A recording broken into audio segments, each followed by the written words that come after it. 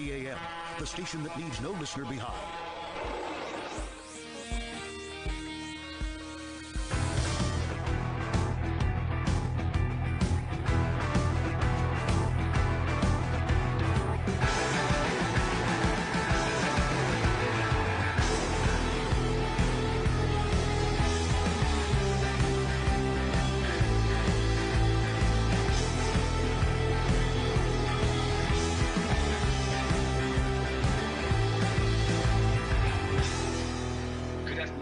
To the Real Men of Real Estate here on KCAA Radio. You can find us on your dial at 1050 AM or 106.5 FM. Today, I have the distinct pleasure of being here with Brock Vandenberg, the president of Talamar Financial, to talk about hard money lending and how that can work with you in your real estate investing journey, and a little bit about this market and where we see things going. So, Brock, welcome. Well, Dan, I appreciate you inviting me on today. Thank you. You're welcome. Yeah, it's really great to have you here. So I think it's really important for people to understand kind of how you got here. You know, this isn't something that just fell in your lap, right? You had to build your business and figure out how to do it, and maybe during some hard times, as I understand it. So what's the story? Dan, it's interesting. We talked a little about this at the last San Diego Creative Investor Association meeting. And, I fell into the business, and when I talk to business owners, so often I hear a story, or so often I hear people just kind of fell into the business that they run. And the way I fell into it was I was involved with a real estate investment company going into about 2008. We were specializing in financing big residential development tracts at the time. Okay. And I had been with them. I was an analyst. I was growing up the ranks. I had a lot of aspirations going into with the company. And then the housing market collapsed on me. And unfortunately, they disbanded the group. They closed it down. And the entire group. Oh yeah, the whole company. It was a bank that had owned our subsidiary. And they decided that it wasn't an investment that they wanted to be involved with anymore. HR rep came in and said, Brock, unfortunately, this is your last day. And we appreciate all the hard work you've given us for the last 6 years. And here you go, month of severance. Holy smokes, man. I mean, that probably came as a total shock, huh? Oh, absolutely. And, I had worked so long, so many late nights on developing my career at the company. And unfortunately, it just wasn't, in the future. But you know what? I look back on it. It was such a great opportunity to work there. I had met my mentor there. I had got an opportunity to see a lot of real estate transactions. And so I would not be where I am today without that opportunity. So, right. No, that sounds pretty amazing. But it's interesting. So that evening I went home and I told my wife, and we just had a baby at the time. And she said, you need to get back. You need to get back out onto the street and see where the next opportunity was. And lo and behold, I found SDCIA, went to one of the networking events that night. And the stars must have been aligned, because I actually met up with a real estate investor at the time, and they had just started. This is right when you started to be able to buy houses at the foreclosure steps. Okay, right. So just at the beginning. Just at the beginning. Okay. And so I just had saved money up over the years, and I lent him, I think at that time it was like $100,000 to purchase a property. And he went out, purchased a property with my financing, and lo and behold, there was a business behind it. Did one loan with him. Wow. One turned into two turned into four. And before I knew it, I was running out of capital, lending money out. And I went out to outside investors who invested alongside with me on my loans. And that was the beginning of what today is Talamar Financial. Okay, so you started to build a fund. I did. So at that time, we were just investing in, for your listeners, what was called trust deeds. And trust deeds were simply, imagine you are the bank, you are the lender, and you're lending money to a borrower, and you're using their real estate as collateral, just as a bank would. Mm-hmm. But these are private lenders that would be doing this. And so I would facilitate that process. I would go out and originate the loan, and then find the investor, and then I would essentially manage that relationship over the course of the loan. Right. Check out the borrower, make sure that it was a good deal, and all that sort of stuff, right? Yes. So secure your investors. And it's funny, back then, Dan, I would be racing around all of San Diego, maybe 3 or 4 site visits every day when calls were coming in. And it was a different time. That was really when you could buy houses at the foreclosure steps, and banks were just unloading homes. I mean, our borrowers couldn't buy them quick enough. Wow.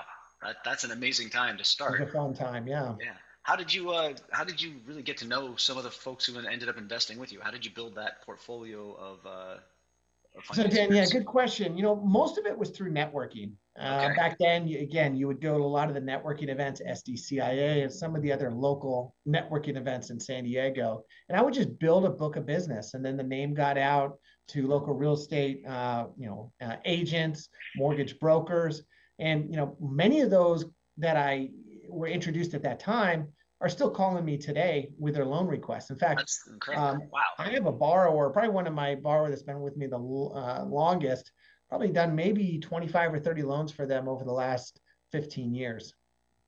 Wow, that's really something. Mm-hmm. So it's a long-term business. You're working with the same people for as long as you can, really.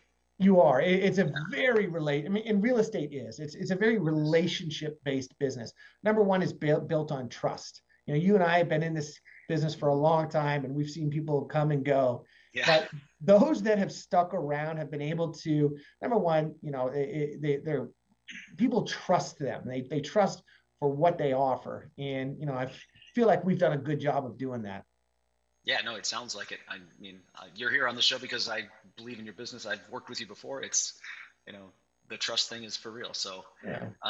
So when you're working through this, as you're trying to get people on board, what does it take to become part of your fund? How do people get involved? So yeah, on one hand, obviously we're a lender out there. We are serving the real estate investor community, providing them hard money loans. Right. And one of the loans that we offer is the fix and flip loan. So that's where the borrower goes out and purchases a property, rehabs it, and either sells it or refinances it. But the other half of our business is what we call bridge loans. So these are loans in which, someone may be acquiring a property at the last minute. The bank decides that they don't want to fund the loan and they need to close. So they'll come to the private lending market to go and get that loan. And that's what we serve. These are short-term loans, 6 months to 24 months max. We're what we call an asset-based lender. What that simply means is that we're more concerned about the asset that we're lending against and using as collateral than really the borrower's financial condition. Doesn't mean that we're lending out to borrowers that have poor credit per se, but we're we're an asset-based lender. People expect us to close very quickly, and so that's the two market segments that we market to. Now we have investors as well in our mortgage fund. So we have a mortgage fund called Talamar Income Fund 1, where accredited investors can invest in the fund, and then that fund uses that capital and lends it out on local real estate development projects. Okay, all right, that's really interesting. So is that still the same asset-based product, or is that more? Are you looking at the investor a little bit more on that one? Yeah, so I mean, it's the same intent, the same idea. When I first started Talamar Financial back in 2008, we were, again, as I had mentioned earlier, more of a trust deed shop. So, we'd find the loan, we'd find the investor, marry the two together, and we would manage that. But we got to a point where there was too much loan volume coming through our door, and trying to match every single loan up with each individual investor became chaotic. I mean, we had over 55 million lent out in just San Diego. That's incredible. Wow. 100 and some odd projects. And so it just was a very inefficient method of lending. And so that's when we decided, okay, we're going to consolidate, wrap up all our investors into a mortgage fund, and then lend that money out, a much more efficient model. And then for our borrowers, it got them more comfortable in coming to us, because they knew, number one, that we were a direct source of capital. Number two, we could move that much quicker to fund their loan. Got it. All right. So folks looking for a loan, how does it work? Like do they give you a call, or how do they get started? Man, it's funny. Things have changed so much. Again, back in the day, it was a call to Brock. Hey, tell me about the transaction. I would get in an Excel spreadsheet and send out a term sheet. Do a quick overview, do a site visit to the property, talk to the borrower, make sure you get some diligence material. Things are different now. So now it's all automated. You can go onto our website, you can submit your loan request. It'll get approved within 24 hours. We'll have a term sheet out to you In that period of time, we connect with escrow and title. And usually these transactions close in about 5 to 7 business days. But it's so automated now. And we've made it so easy to, number one, submit your loan request. Number two, to get that approval. And then number three, to close on that loan. Okay, so it just kind of moves right through. There's nothing to it. And I know there's a lot on the back end, but you've made it seamless for your customers. Over the 15 years, we have seen thousands of loans. And so we've been able to identify ways of streamlining the process using analytics to say, okay, high probability that this loan will get approved. If so, high probability that we're going to close, and how quickly can we close? And I can only tell you that it's all been done because now we have a mortgage fund. And that allows us to be able to kind of put all the pieces together. Sure. Wow. That's an incredible amount of work. I can't imagine how you got there, but we'll cover that more in the next segment a little bit. Yeah. So is there anything that you want folks to know? If you got a new borrower coming, or maybe somebody who wants to lend, what's the most important thing for them when they come to you? So I would say, I do a lot of seminars and webinars on working with real estate investors on their first transaction. Number one, my recommendation is go out and network with as many people as you can if you're breaking into the business. The hardest thing you can do in real estate is get that first deal done. You don't have the credibility yet. Yep. You don't have the contacts yet. You might not even have the money yet. So you're trying to put all of this together while learning the business. So go out and network. I keep mentioning SDCIA, San Diego Creative Investor Association. It's a great association to be a part of. There's new investors, there's seasoned investors, and they all network at these monthly events. So my recommendation is, number one, is to network. Number two, talk to some of the successful people out there. You'll be able to meet them at the events. Talk to them about, hey, how did they get started? And what do they see in the marketplace right now?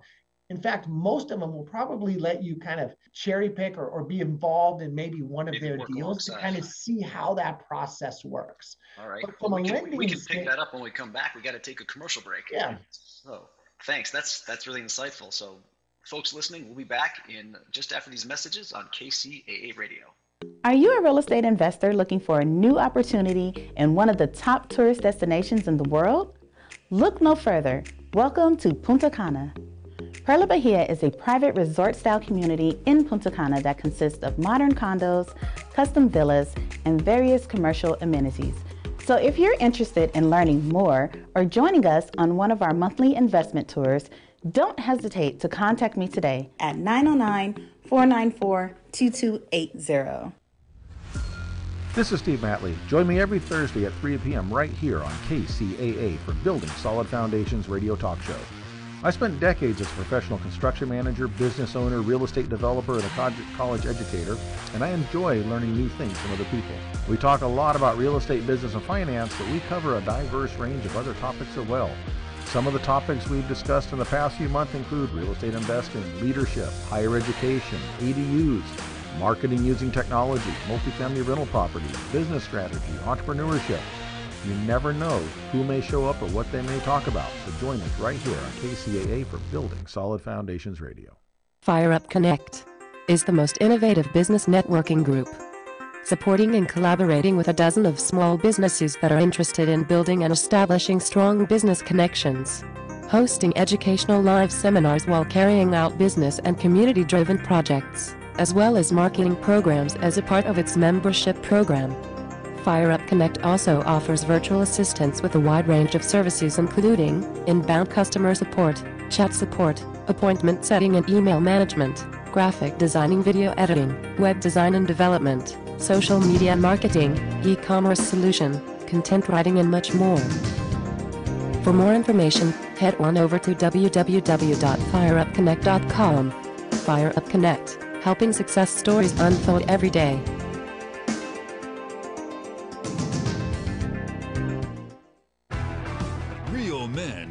Real estate. Men of Real Estate radio show here on KCAA. Boats, mortgages can be purchased. All of us want to live in thriving communities. Basically go to the radio station KCAAradio.com. You can find us on your dial at 102.3 FM, 1050 AM, as well as 106.5 FM.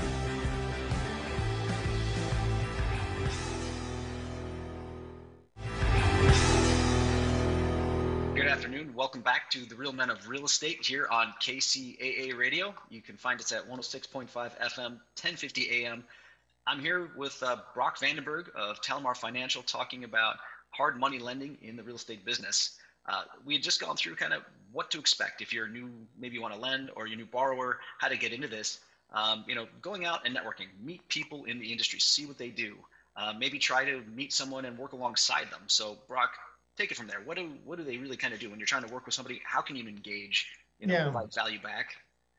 So, in real estate, I don't think we're ever reinventing the wheel. I think these new ideas and new concepts, come out, but if you look back, they're probably very similar to concepts that had been rolled out in the past. And so I go back and say, if you're just getting started, find that mentor, whoever it is. It's going to be somebody who is actively transacting in the business, and they're going to be more than happy to provide you insight on how they became successful, how they look at the market today, and how they're engaging in the market. But real estate is all about getting out there and building your network of people, and then explaining to that network of people what it is that you're trying to do, what you're trying to accomplish. So, if it's you're out there trying to buy a single family house to flip it, go and tell everybody that what you're looking to do and how you're going to accomplish what you're doing.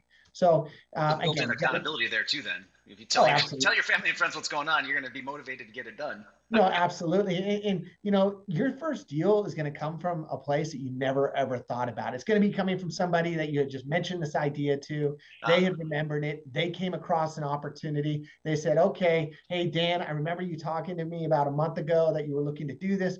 I think I found an opportunity for you. That is how it's going to come around, but it takes persistence. And I tell people, if you get started, you're probably not going to see your first transaction for at least the first 6 months. That first 6 months is just about learning the business. It's about building your contacts. Get rich quick scheme. It doesn't happen fast. It happens over a long period of time, and you've got to just keep going at it. That would be my recommendation. All right. No, that's really helpful advice. I hope folks take that to heart. And you know what? And I'll even say, Dan, there's so much information now available on the web. Yeah. I mean, you can go on YouTube, you can go on all of these sites, and just for free information, listen to some of the most successful people in real estate do what they do. Right. No need to go out and spend $50,000 on a weekend boot camp, right? Yeah. Yeah. Kind of the opposite end of that story then. How did you grow Talmar Financial up? How did you go through that process? Yeah, good question. So obviously, I started in a corporate world, and I really had an opportunity to engage with some very successful real estate investors, people that were developing large residential, single family and multifamily development projects. So I got to see kind of the end game of what people were doing at a large level. But I also got to see where the mistakes were made as we went into 2008. And I saw people over leveraged, buying too much, very little, focus on cash flow, all equity appreciation, no cash flow. So I got to see that real time. After I transitioned out of that business or that company, I was built and I went to my first networking event. I just simply spent the next 10 years building that business, just talking to as many investors as possible, both borrowers that would come to us to borrow money, and then also to investors that would invest in the loans that we originated. But it took a long time to build the business, and I was consistent in my approach. I was going to all the local networking events. So usually there were 3 or 4 per month. And then talking to as many investors that were looking for cash flow to invest in trust deeds as possible, constantly following up with calls to them. What are they investing in? How much money do they have invest? What are they looking for? And then identifying those kinds of loans for those borrowers. And I look back when I first started the business, I was so happy with myself when I had $1 million under management of people's capital. And then within about 5 years from that, we went above about 10 million, and then it just exploded from there. We got to about got momentum and off it went. Yeah, we got to about 55 million, a little over 55 million in capital under management, and then that's when we decided to bring in investors into an individual from individual trust deeds into the mortgage fund. But it was persistence. I mean, it didn't happen overnight. I talk about it takes time and it takes persistence, and that's and you got to be consistent in your approach. I wasn't doing anything different than the guy next to me. It was just, I was just more consistent. And then I just think I probably just worked harder than the person next to me. Just absolutely tenacious. Yeah. My recommendation, moving, today is when you're looking at real estate and you're looking at a deal, number one is understanding your exit strategy. Where is how are you going to get out of this transaction? If you're buying it, sell it, or you're looking for long-term cash flow to rent it, understanding that exit strategy. And then number two, building a portfolio of rental properties. That is the best way of building wealth over the long term. As you're going out and trying to build this up, when you're going to the network events, SDCIA, other meetups around town, there's all kinds of different people there. Are you finding mostly borrowers, mostly lenders? Maybe it's a good mix. What makes up these events? How did you get to know them? Yeah, I would say that most of the people that I'm talking to at the events are going to be future borrowers. So these are people that are going to they're currently buying real estate and they're going to need private financing from a company like myself, or they're getting involved in real estate. Those are some of my best borrowers. And I kind of lead them down the path of how to become successful, connecting them with the right people and, making sure and working with them to find that first deal. I'm thinking of a couple of my borrowers right now that have probably some of my bigger borrowers now that I first got involved with on their first transaction. In fact, one of the biggest real estate or groups that buy houses in San Diego today originally used us for their financing. Now they got so big that they were able to obtain institutional financing at this point, but they just started with one loan from Talamar Financial and were able to build a huge conglomerate. That's incredible. All right, I think I know who that is. Pretty cool. Yep. Right on. So then where are you finding the lenders? Your borrowers are mostly at the meetups, the investor meetings and things like that. It seems like maybe you've got a whole different process. So how does that work? Most of my investors have a background of investing in trust deeds. Okay, so they've gone out there and they are working through mortgage brokers to fund private loans. And so we've got ways of, number one, identifying those investors, looking at county records and whatnot, and then engaging them through various marketing platforms. And, we've gotten to a point, though, now that Talamar Financial is just known as one of the larger trust deed providers and mortgage funds in California. Wow. So if you're investing in trust deeds or if you're investing in a private mortgage fund like Talamar Financial, you're going to know who we are. And, if it's going to be a good fit or not, I'm going to talk to you, the investor, tell you a little about what we do, and hopefully it's a good fit and that you do engage with us. So there's an onboarding process, basically. Make sure someone's familiar, make sure they're qualified, make sure that it's a good fit. Yeah. Like any investment, you want to make sure they understand what they're investing in. Again, it's not super complicated. We're lending money out to real estate investors who can't get conventional financing because of either the type of real estate that they're buying, the short-term nature of the loan requests that they have. It could be various reasons they come to us. But you want to make sure that the investor that's investing in these loans is comfortable with what the investment is. Got it. And especially if there has to be a recovery or something like that. How does it work? And okay. Wow. Well, that's pretty fascinating then. So what are some of the challenges you've seen doing this? Maybe some of the particular obstacles you've had to overcome? There's an obstacle all the time. When I first started the business in 2008, between 2008 and 2012, the market was very volatile. We were in the middle of a financial crisis. Real estate prices had dropped out in some markets by over 50%. And we were hyper-focused here in San Diego. So you saw, not as big of an impact. I mean, so we saw an impact, but not as big of an impact as maybe you saw in some of the other markets. Okay. So, you're just trying to get people comfortable of saying, hey, this is the best time to actually invest in real estate when there is volatility. And then when you get about past 2012, you have some of the big institutional investors, Blackstone, Goldman Sachs, and some of the other big private equity funds were getting into this industry because the returns were so good. So now we're competing against some very deep pockets. And you really saw that the industry became very competitive up until about the time of COVID. That's when a lot of these institutional capital providers started to kind of pull back. And then just recently, as in early 2022, with rates jumping, there was the only one left doing this lending are private mortgage funds like Talamar Financial. Again, the big institutional capital providers have essentially folded shop. They don't have access to that super cheap capital that made them so profitable. And so it really isn't something they're all that interested in being involved with. So now the market is much bigger for a company like us.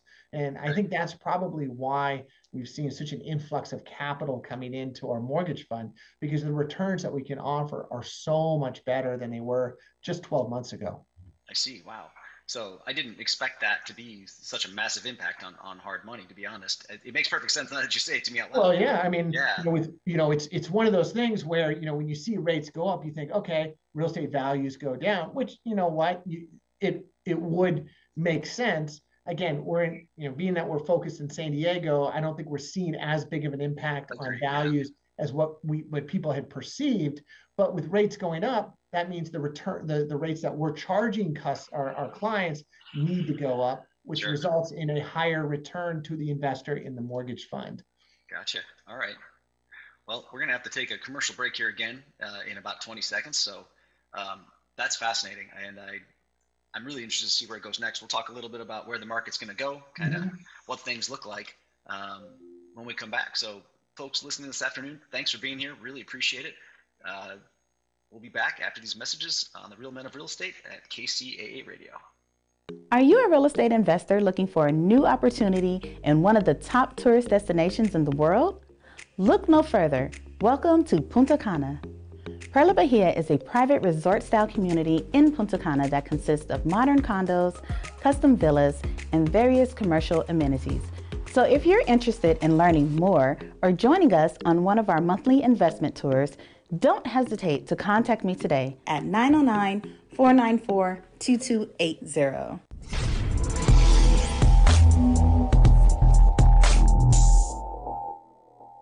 Hello, welcome to Fire Up Connect. Are you a small business owner? Do you lack the resources to manage your business? Is visibility and brand awareness a top priority for you? Fire Up Connect is a community of small business owners. We help our members find the right connections and the right resources to help them be successful. This isn't your typical business networking group. Members of Fire Up Connect are innovative, driven, and all about building long-lasting relationships. We work to identify your goals and understand what it is you do and how we can help you brand yourself and your business. Fire Up Connect is about creating business opportunities, community projects, educational sessions, and live seminars to help implement effective marketing programs for our members. Fire Up Connect helps members gain validation in their businesses, learn what challenges similar business leaders are facing, and access to subject matter experts on how to overcome these challenges. Fire Up Connect offers opportunities for organic exposure through our many marketing events, programs, and projects. There are 4 colors that make up Fire Up Connect. Yellow represents the back office and services available to Fire Up Connect members. Red represents Fire Up Connect's marketing and advertising resources, such as TV shows, radio, magazine book publication, and movie projects. Green represents Fire Up Connect's referral system, tracking incentives. And blue represents Fire Up Connect's donation, fundraising, and scholarship programs.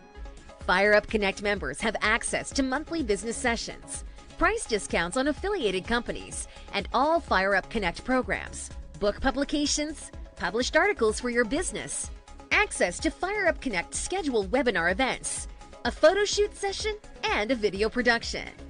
Join us for our annual Fire Up Live seminars and gain valuable connections in the Fire Up community and boost your business. We believe in your business. We believe in what you do. At Fire Up Connect, we believe in you. Join us for our annual Fire Up Live seminars to gain, discover, and get fired up.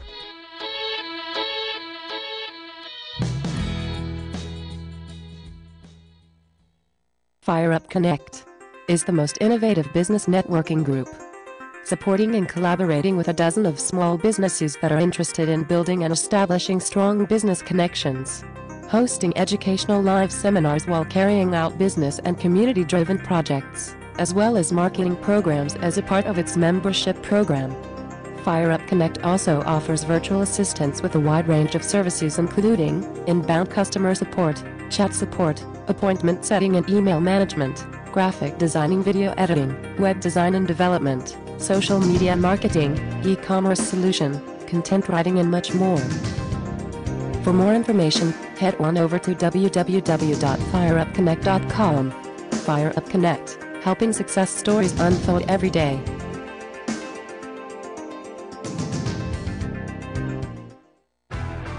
Real Men of Real Estate. Men of Real Estate radio show here on KCAA. Boats, mortgages can be purchased. All of us want to live in thriving communities. Basically, go to the radio station KCAA radio.com. You can find us on your dial at 102.3 FM, 1050 AM, as well as 106.5 FM.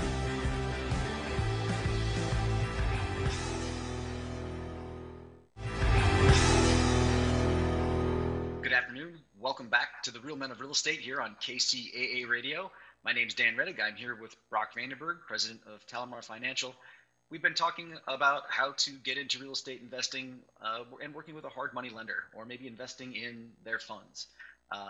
It's a great way to go, especially if you don't want to be the man on the street finding all the deals. So I know a lot of people are nervous at this point. You know, the market's changing. The media is kind of putting out this message of what's going on. What are we going to do, right? What's happening? So what are you seeing from your end?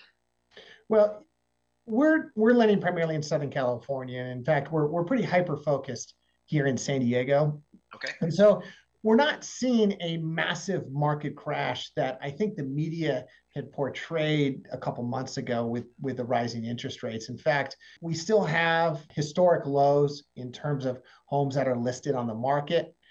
Yes, yeah, values have come back, but we're talking about values have come back from the peak of which had increased by over 30% in less than 12 months. Right. And so I think it was anticipated that not only was the market going to slow down, which it had to, or it would overheat, but I think we all expected prices to drop. But what I also think is happening is, you know, people are seeing that homeowners are seeing that the market is slowing.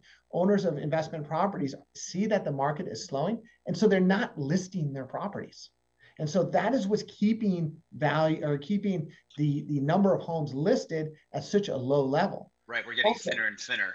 Right. Yeah, and also it's so, you know, people try to make a comparison to what happened in 2008 to what is happening today. Completely different reason why the market is slowing. Back in 2008, many homeowners were over leveraged. The banking industry started to collapse. That affected businesses. Businesses started to lay people off. People couldn't afford the over leveraged homes that they had. And then once that, you know, they couldn't make their payments on that over leveraged home, the value generally of real estate began to drop below what the loan amount was. And so what was the reasoning for them to continue to make those payments? Right?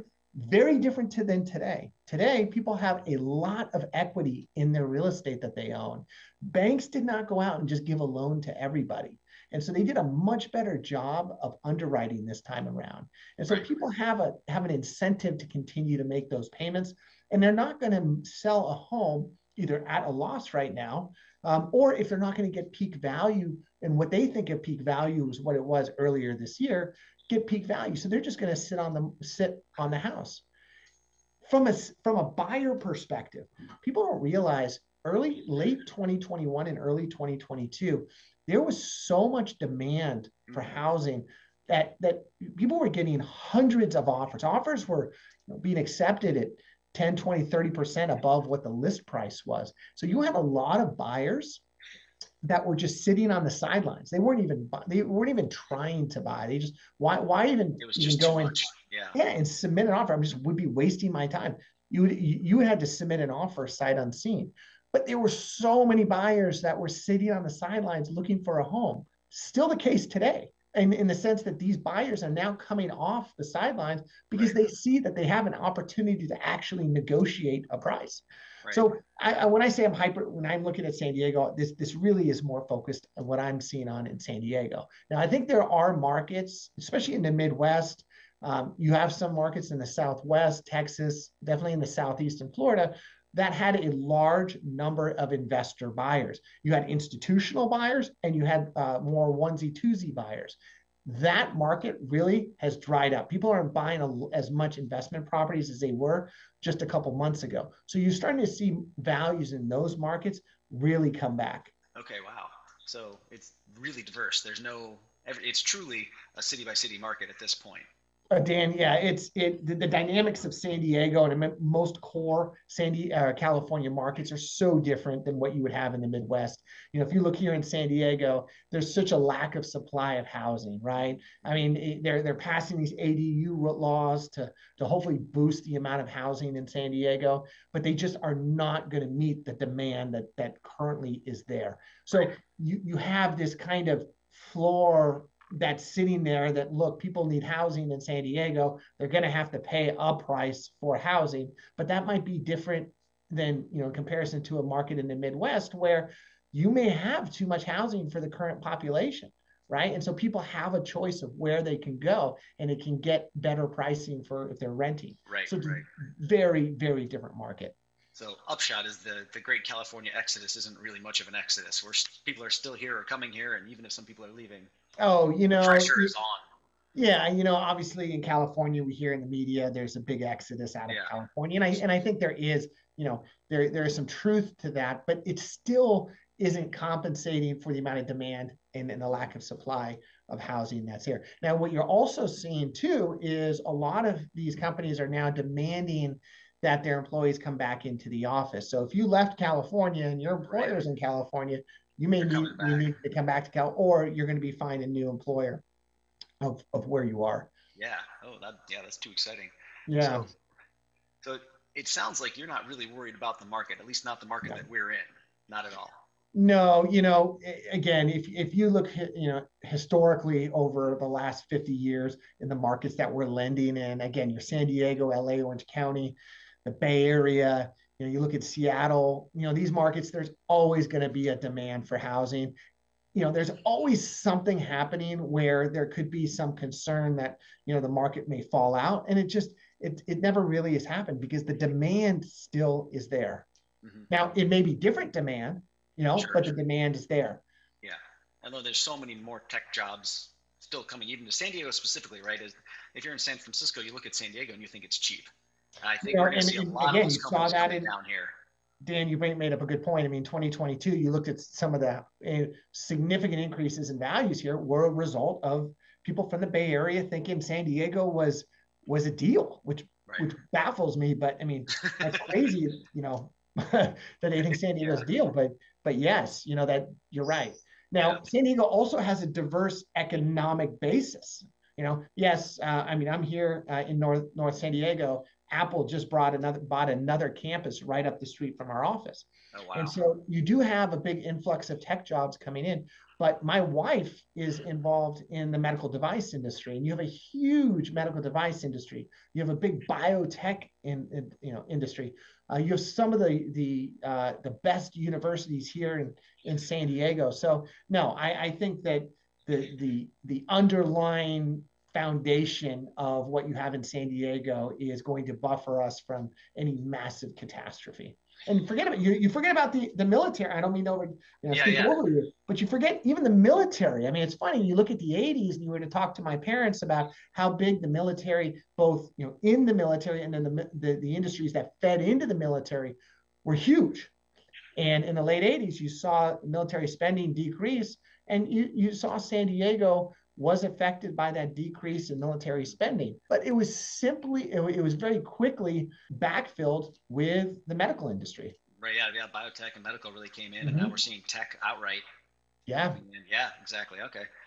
It's going to be a thing. So interest rates are going to influence the purchase price for the moment, but the payments aren't changing and people are still coming here. Yeah, and it's interesting. If you looked at the last, the Fed raised the rates another 0.5 point last week. Mm-hmm. But you saw mortgage rates didn't really go down. They actually went down. Yeah. And so, that was already baked in to where rates were. And so I think there's some stability happening in the market. Yes, we still see in the media, a lot of stories about layoffs, realize that a lot of these industries that are laying people off, end of year cycling already were going to happen. And then right now, my belief is that a lot of Wall Street is putting pressure on CEOs to start to cut costs. And if this CEO is doing it over there, well, this CEO has to do it as well, because they have to demonstrate, hey, look, we're also cutting costs. And so, no, I don't think it's going to result in some big catastrophe for real estate, specifically in the Southern California region. I mean, I've heard about that. Some of my friends working at startups are losing their buying power and whatnot. So I'm a little surprised at with where things are going, how it feels for us actually on the ground that they're doing that. Even Google and Facebook, I know, have had hiring freezes and done significant spending cuts. Very surprising. So, but you're not feeling that, basically. No. I mean, we don't see it. We look at our, one of the things we do, obviously for our real estate, our investors in our mortgage fund, is every month we do a review of where the fund is. We talk about, dynamics of, if we see any uptick in defaults, and, we're at 0 defaults right now. We have no late payments in the fund. And so, we're just analytically not seeing it. I mean, I see it in the media, but analytically, we're not seeing it. Okay, that's interesting. I'm hearing the same thing from the property managers I know that are operating at scale, that the market is actually stable. People are not defaulting or moving, missing payments. So and that's one of the things. We were talking earlier about buying cash flowing properties, right?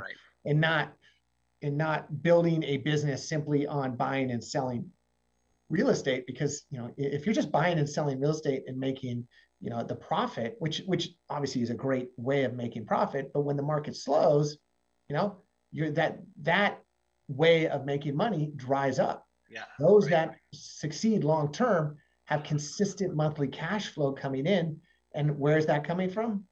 Most likely rental properties. So if you look at 2008, if you looked at rents continue to climb during that period of time. Especially here, I was looking into Memphis at that time. And so there was a average of $50 a month decrease in rent in Memphis through the entire 2008 crisis. That's it, $50 a month. Wow. Yeah. And so Memphis is a huge rental market. More than 50% of the properties are rentals, as I understand it. Or they were anyways. But we can talk more about that when we come back. We're going to have to take another commercial break. So thanks for being here with me on the show. This is great. I love the information. Folks, we'll be back after these messages here on KCAA Radio. Thanks for listening. Are you a real estate investor looking for a new opportunity in one of the top tourist destinations in the world? Look no further. Welcome to Punta Cana. Perla Bahia is a private resort-style community in Punta Cana that consists of modern condos, custom villas, and various commercial amenities. So if you're interested in learning more or joining us on one of our monthly investment tours, don't hesitate to contact me today at 909-494-2280.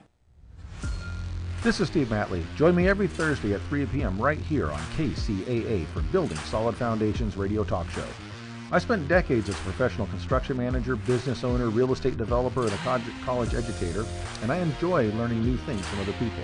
We talk a lot about real estate, business, and finance, but we cover a diverse range of other topics as well. Some of the topics we've discussed in the past few months include real estate investing, leadership, higher education, ADUs, marketing using technology, multifamily rental properties, business strategy, entrepreneurship. You never know who may show up or what they may talk about, so join us right here on KCAA for Building Solid Foundations Radio. Fire Up Connect is the most innovative business networking group, supporting and collaborating with a dozen of small businesses that are interested in building and establishing strong business connections, hosting educational live seminars while carrying out business and community-driven projects, as well as marketing programs as a part of its membership program. Fire Up Connect also offers virtual assistance with a wide range of services including inbound customer support, chat support, appointment setting and email management, graphic designing, video editing, web design and development, social media marketing, e-commerce solution, content writing, and much more. For more information, head on over to www.fireupconnect.com. Fire Up Connect, helping success stories unfold every day.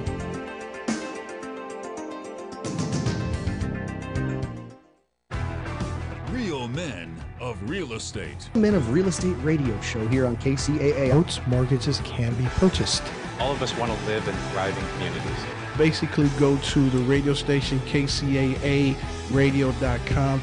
You can find us on your dial at 102.3 FM, 1050 AM, as well as 106.5 FM.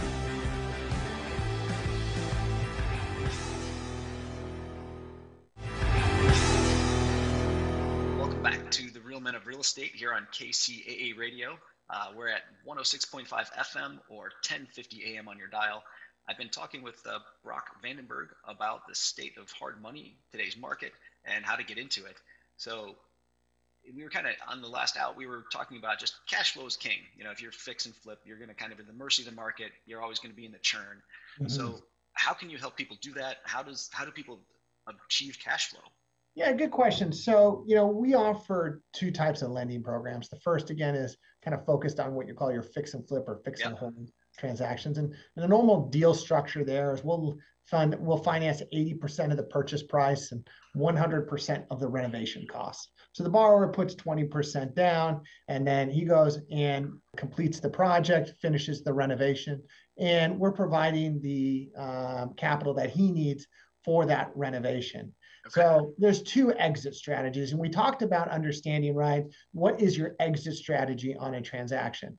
So for a long time, you know, the exit strategy was the sale of the property. You had a lot of equity appreciation in the market, and so people could make a lot of money selling the property. The downside to doing that is, well, you got to go find your next project every time. Right, you're always in the churn, marketing, finance. Once you sell, you know, then you're buying right into a market that's higher priced, and hopefully that equity appreciation is always there because, you know, you're basing your profit on that equity appreciation.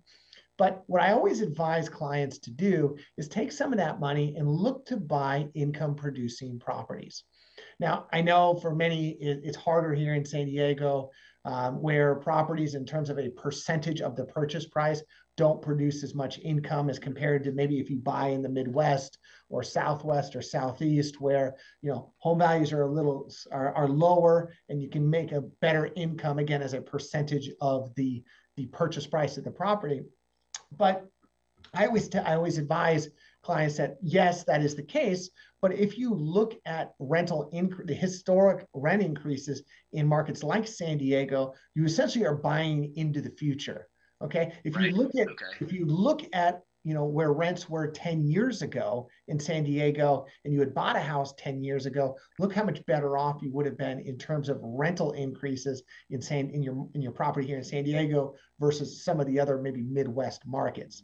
So that is, and I say that because when markets become volatile, so you have values that are going up and down, and your initial or your primary strategy of buying and selling real estate isn't working at that moment, you can always fall back on this rental income that you're earning from your rental properties. Okay. And it's so rental appreciation is basically a thing, as not just properties fundamental appreciation, but rental appreciation. Absolutely. And, you know, at some point you're going to slow down. You're not going to be able to churn and burn real estate for the rest of your life. You need to build up that portfolio of cash flow. And when you buy a rental property, there's so many advantages of owning the property. You get depreciation, okay, is the number one thing. You get that cash flow. Number two, you can leverage the property. So we talk about, you know, when you sell a property, you're going to pay taxes on the income of the profit that you made from the sale of that property. But you know what the government doesn't tax? Loans. Okay. So when you borrow against that property and pull cash out, so let's say it's appreciated, you refinance that and pull cash out, that's non-taxed money, right? Perfect. Yeah. So you can go out and buy more real estate with that, right? So you go from one property get a loan on it and go to two properties, 2 to 4. And before you know it, you've got more equity built up and cash flow coming in than you have opportunities to buy. So I have people that have made that transition from buying and selling real estate consistently to just buying and holding real estate, where they would never sell real estate. Because the only reason you want to ever sell real estate at the end of the day is because you have a better opportunity for that money. So if you're selling that house, it's because you have an opportunity lined up that's going to pay you better. And that is probably the only reason why you should be selling real estate. No, that makes good sense. So yeah, and I look at my personal view on this luckily someone told me this when I was young. So I bought my first condo in in about 2001. I was I'm going to age myself here. Probably was about 22, 23 years of age. And I bought my first condo. And I'll tell you what, I bought it for $250,000. It was in Fremont, in California. And I could barely make the payments unless I rented out the other unit. So it was 2-bedroom. I rented out the other unit and I was fine. So and then I just Kool-Aid. Saved it, leveraged that, bought my next house, held on to that, bought my next house, and now I'm on my 4th house, and I still own all the other 3 properties that I had purchased. That's all because of cash flow and the ability to leverage. Wow. All right. So that's the power of real estate. Yep. All right. So we're coming to the end here. How do people get a hold of you? So yeah, good questions. Obviously, I run Talamar Financial. We are a direct lender here in California. We fund most urban markets. Best way to connect with me, you can call my office. That phone number is 858-424-4900. Again, 858-242-4900. All right. Or go ahead and reach out to us through our website, and that's Talamar Financial. Remember, Talamar is with a T as in Tom, so talamarfinancial.com. Reach out to us. We post all of our loan programs right there. You can submit your loan request through our website. If you're interested in investing in our mortgage fund, you can also give me a call at that same number or go to our website and look at the executive summary. All right, that's pretty great. So if folks want to learn more, I also want to invite you to come and check out our real estate club. Brock is on the board with me there. It's SDCIA. You can find us there at sdcia.com. Yep. We have regular monthly meetings the second Tuesday every single month with tons of amazing networking. We provide dinner along with that, so you can come straight from work and not waste any time. And we always have a speaker talking about how to do things here in San Diego. They're doing it alongside with us. So I think there's a lot of value there. I know, Brock, that's how you got into this. And it's great. If you are new to the industry and you're just trying to connect with people, absolutely come on down. If you're very experienced, seasoned, we have a ton of people that have opportunities available to you. And you know what? We are always looking for sponsors. So we've got a great crew of sponsors of SDCIA. But if you're interested in getting your name out there, your business out there in front of real estate investors at one of the biggest clubs here in San Diego, give Dan a call. He'd love to chat with you about becoming a sponsor. All right. Thanks, Brock. It's great. I'm happy you're here. Thanks so much for your time and your help with SDCIA. It's fantastic. Hey, Dan, thanks for having me on. It's always a pleasure talking to you. Yeah, great times. So thanks for listening today, folks, to the Real Men of Real Estate. My name is Dan Reddig. We've been talking with Brock Vandenberg for the past 45 minutes, and we'll see you next month. Have a great weekend.